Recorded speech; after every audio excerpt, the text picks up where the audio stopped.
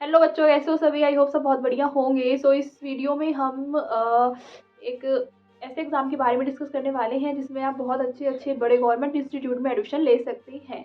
ठीक है। लाइक कौन कौन से गवर्नमेंट इंस्टीट्यूट? हमारा KGMU Lucknow, SGPJ Lucknow, UP UMS और RML। ठीक है, मतलब ये हमारा यूपी BSc नर्सिंग, आप लोगों ने इसके बारे में सुना भी होगा। और अब आप सोचेंगे कि क्या दूसरे स्टेट के एलिजिबल है या नहीं है। तो एलिजिबल है। वीडियो को पूरा सुनना, बहुत इन्फॉर्मेटिव है, वीडियो को पूरा सुनकर ही जाना। ठीक है। तो हमारे जितने भी यूपी के आपके गवर्नमेंट इंस्टीट्यूट्स हैं, जितने भी प्लस जितने भी प्राइवेट इंस्टीट्यूट हैं, अगर आपको उसमें एडमिशन लेना होगा तो आपको इस एग्जाम में अपियर करना ही पड़ेगा, जिस एग्जाम का नाम है CNET, common nursing entrance test. Okay. अब लाइन वाइज सारी इन्फो को हम देखते हैं विदाउट एनी फर्दर डिले। सबसे पहले एप्लीकेशन फॉर्म की बात कर लेते हैं कि कब रिलीज होंगे और कब आपका एग्जाम होगा।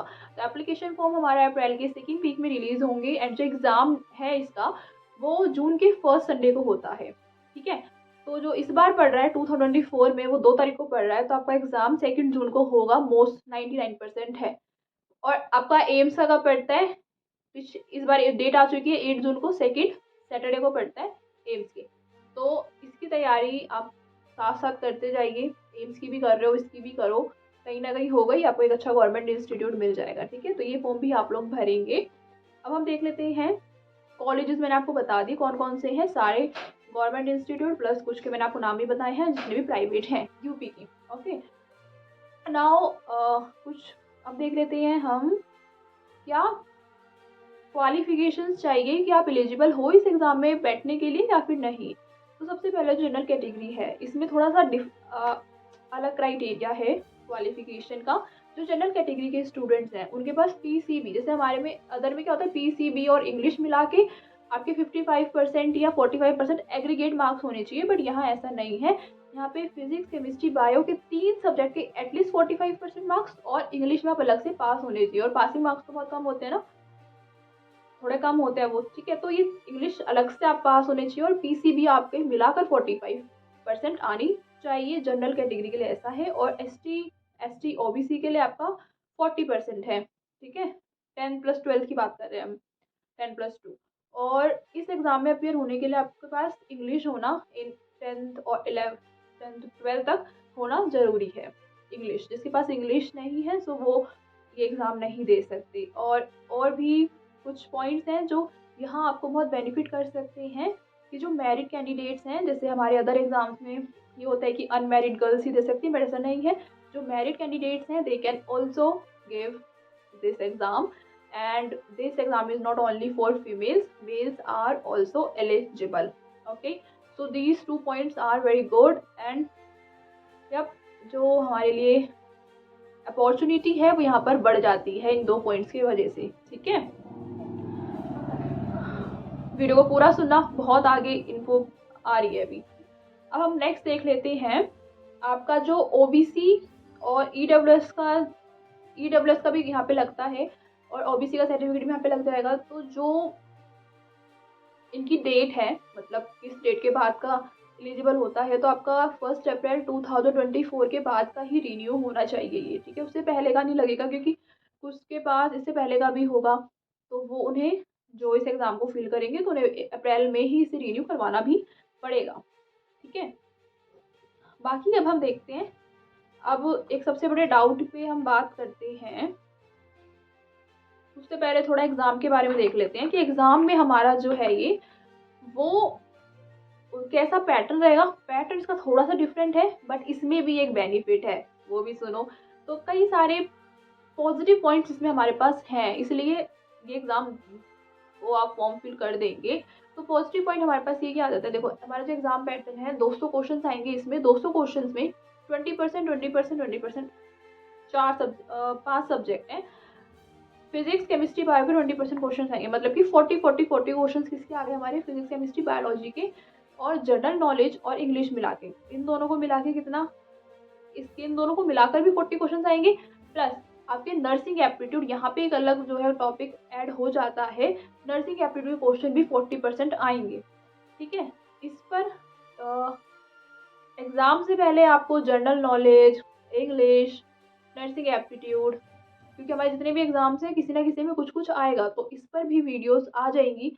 तो इसके लिए टेंशन लेने की ज़रूरत नहीं है, पर वो एग्ज़ाम के 1 मंथ पहले से आना शुरू होंगी। तो अभी लेकिन आपको इस पे फोकस करना है, फिजिक्स, केमिस्ट्री, बायो, ठीक है। और पेपर का लेवल बहुत टफ नहीं होता है, जिसने बहुत अच्छे से पढ़ी है अपनी 11th और 12th के जस्ट बाद भी वो इस एग्ज़ाम को क्रैक कर सकता है। और पॉजिटिव पॉइंट सबसे अच्छा है कि इसमें कोई नेगेटिव मार्किंग नहीं है। आपने क्वेश्चन सही करा, 1 नंबर, गलत कर दिया, कोई दिक्कत नहीं है। तो आप दोस्तों के दोस्तों अटेम्प्ट कर सकते हो, मे बी आपको तुक्का भी सही हो जाए, है ना। तो कोई नेगेटिव मार्किंग यहाँ पर नहीं है। और मैं बार बार कह रही हूँ, जनरल नॉलेज या जितने भी आपके अंदर जो एक्स्ट्रा सब्जेक्ट्स हैं पीसीबी से हट के, उनके लिए परेशान होने की ज़रूरत नहीं है। उनकी वीडियोस चैनल पर आ जाएंगी, मैं खुद लेके आऊँगी, उसका कंटेंट मैं अभी से प्रिपेयर कर रही हूँ। ओके, सो ये हमारा था एग्ज़ाम का। और एग्ज़ाम आपका फर्स्ट संडे को, आपको पता है टाइमिंग आपकी 11 से 2 रहती है। ये चीज़ें सभी, बाकी अब हम ये देख लेते हैं एक मेन पॉइंट कि अदर स्टेट वाले एलिजिबल हैं या नहीं, क्योंकि बच्चों पे ही बहुत डाउट रहता है। तो देखो, डोमिसाइल जो है आपके पास यूपी का तो होना चाहिए अगर आप गवर्नमेंट इंस्टीट्यूट में एडमिशन लेना चाहते हो तो। बाकी there are some private institute, अच्छे प्राइवेट इंस्टीट्यूट्स भी हैं जिनकी फ़ीस भी थोड़ी ठीक-ठाक हो, और उसमें अगर आप एडमिशन लेना चाहते हो तो अदर स्टेट वाले उसमें एडमिशन ले सकते हैं, ठीक है। तो जो डोमिसाइल होना चाहिए, मतलब गवर्नमेंट इंस्टीट्यूट में एडमिशन लेने के लिए आपको यूपी का डोमिसाइल होना चाहिए। बट यहाँ पर भी एक पॉजिटिव पॉइंट हमारे पास है, अगर आप में से किसी ने 10th और 12th यूपी से कर रखी है, लाइक आपकी फैमिली वहाँ रहती हो, पहले आपने 10th और 12th वहाँ से करी हो, तब भी आप एलिजिबल हैं गवर्नमेंट इंस्टीट्यूट में एडमिशन लेने के लिए, ठीक है। अब बाकी आप लोगों को एक चीज़ और है यहाँ पे, लेट मी चेक।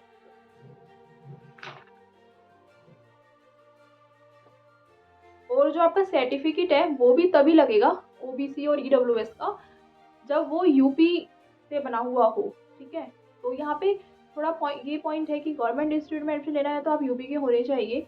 और 10th और 12th अगर किसी ने कर रखी है तो दिस विल बी थोड़ा बेनिफिशियल।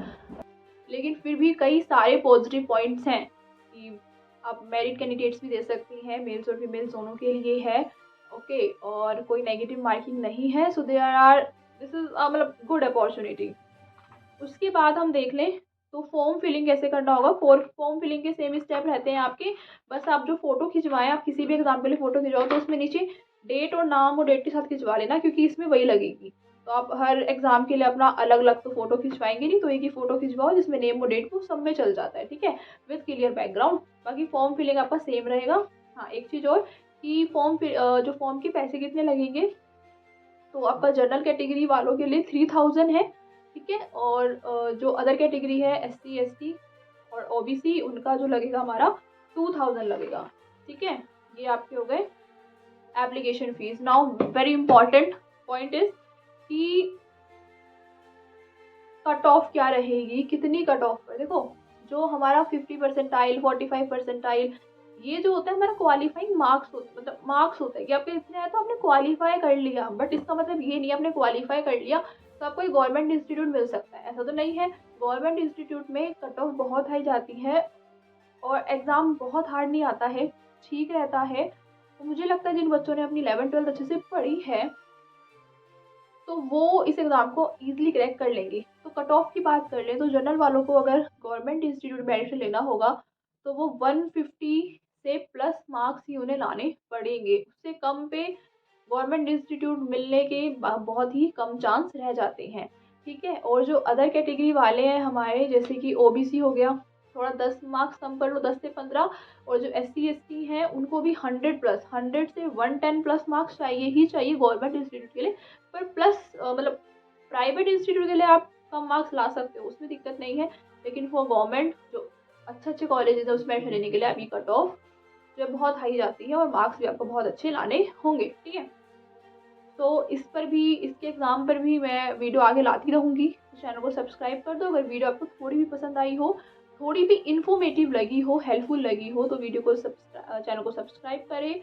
और इसके एग्ज़ाम से रिलेटेड कैसा क्वेश्चन आता है और कैसे आप लोगों को प्रिपरेशन करनी है, इस पर भी आगे वीडियोस आती रहेंगी। बाकी अदर स्टेट में और कौन से एग्ज़ाम्स होते हैं और जिसमें आप लोग एलिजिबल भी होंगे, उस पर भी बाकी वीडियोस आने वाली हैं। क्योंकि बहुतों के वाले डाउट थे ना कि मैम हम इस स्टेट से हैं, हमारी स्टेट में कौन से गवर्नमेंट एग्ज़ाम्स होते हैं, मतलब सबको नहीं पता होता। तो इस चीज़ पर भी हर स्टेट में कौन-सा एग्ज़ाम है जिसमें उस स्टेट के तो एलिजिबल हैं ही, अदर स्टेट के भी एलिजिबल हैं। तो वेरियस कई सारी वीडियोज़ आने वाली हैं चैनल पर, तो चैनल को सब्सक्राइब करो। और यस, टेलीग्राम और व्हाट्सएप चैनल को भी आप लोग जॉइन कीजिए, वहाँ पे भी आपको एक्स्ट्रा इन्फो, जल्दी इन्फो जो मतलब आपको मिल जाती है, ठीक है? आप मेरे से भी वहाँ पे कनेक्ट कर सकते हैं।